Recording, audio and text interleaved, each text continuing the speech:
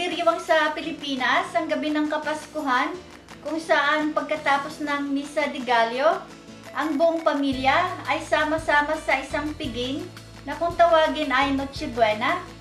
Sa hapag ay naroon ang queso de bola, suman, kalamay, prutas at marami pang iba. Ang pinakasentro at nakakatawag ng pansin ay ang hamon. Kahit anumang antas ng pamilya, hindi ito mawawala sa Noche Buena dahil isa ito sa kinagisnang simbolo ng Pasko para sa mga Pilipino. Ang mga sangkap na ating gagamitin sa pagluluto: hamon, bilog na pinya sa lata, tipak na pinya sa lata, asukal na pula, mansanas, pulot, mustasang Dijon, at bawang. Para naman sa palamuti, dahon ng letsugas, kamatis na cherry.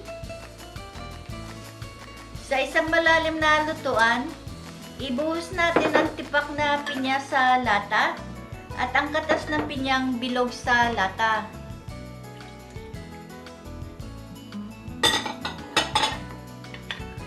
Ang pulot,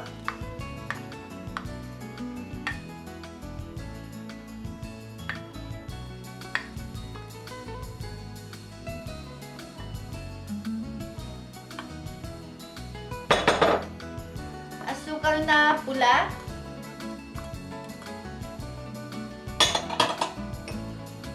butil na bawang, at Dijon mustard.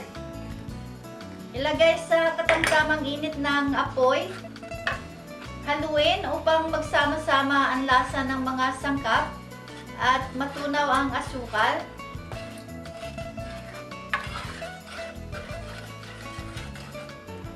Hayaang nakasalang ng ilang minuto. Hanguin at ilagay sa isang tabi. Latagan ng aluminyo ang lutoang gagamitin at kung malalim ang gagamitin, ibabaw lamang ang takpan.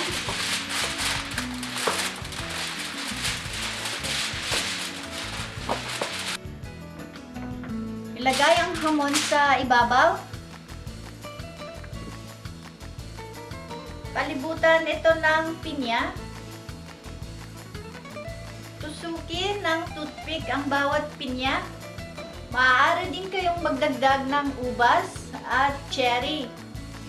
Itusok ito sa gitnang bilog ng pinya para sa karagdagang lasa at presentasyon. Ilatag ang mga hiniwang maliliit na mansanas sa paligid ng hamon.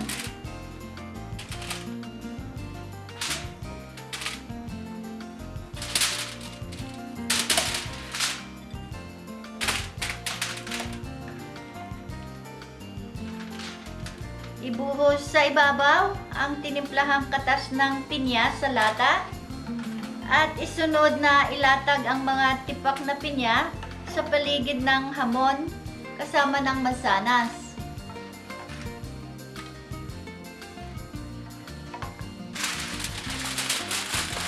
Bilutin ang hamon ng aluminyo. Tipiin ang paligid upang makulong sa loob ang lasa ng pinya at kumagat sa hamon habang hinuhorno.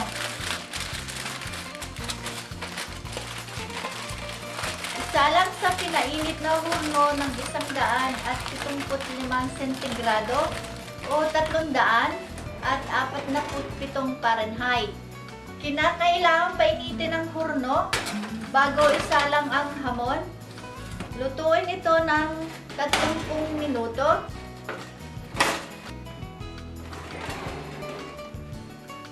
Makalipas ang 30 minuto, silipin natin ang hamon, buksan ang ibabaw at tabasin ang gilid ng aluminyo.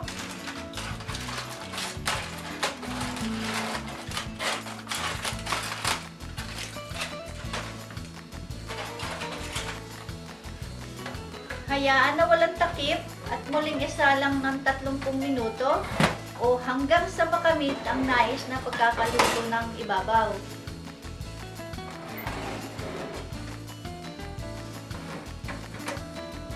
Para sa magandang resulta, paminsan-minsan, pahiran sa ibabaw ng katas ng pinya.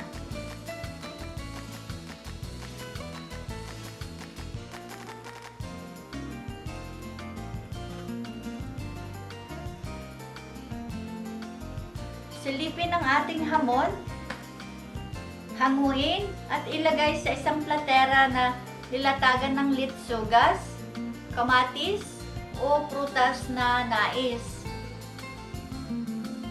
Ilagay sa dekuryenteng gilingan ang kinatasan at gawin itong salsa.